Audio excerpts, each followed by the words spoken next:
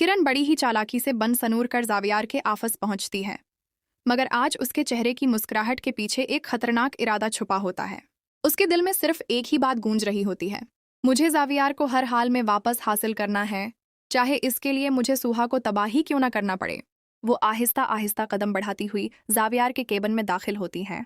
जावियार अपनी फाइल्स में मशगूल होता है। उसे अंदाजा भी नहीं होता कि तूफान उसके बिल्कुल करीब आ चुका है।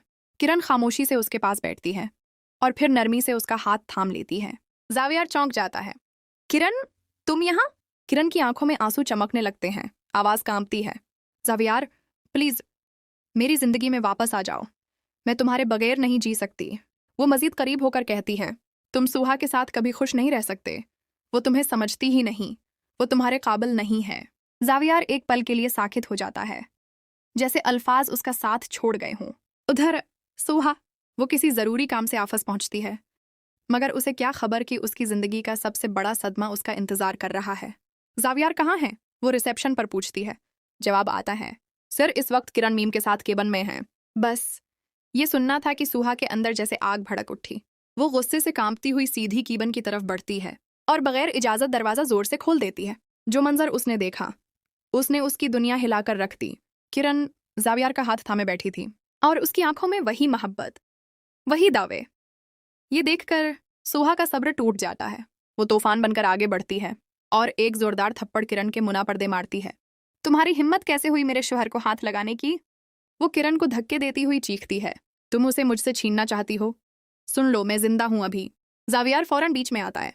सुहा, होश में आओ, ये आफस है। उसकी आवाज में गुस्सा भी था और शर्मिंदगी भी, मगर सुहा की आंखों में आंसू थे और दिल टूट चुका था। जावियार, तुम मुझे डांट रहे हो इस लड़की के लिए जो तुम्हारा हाथ पकड़कर बैठी थी?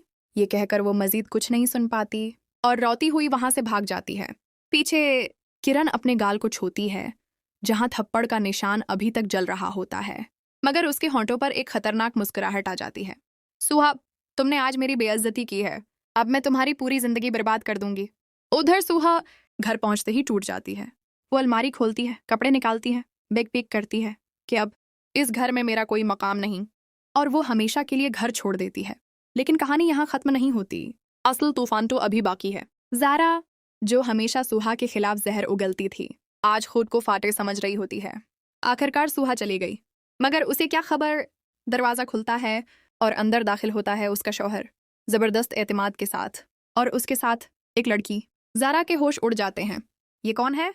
वो गुस्से से अपने शौहर का गरिबान पकड़ लेती है और यहाँ से कहानी लेने वाली है एक ऐसा मोड़ जो सब कुछ बदल देगा।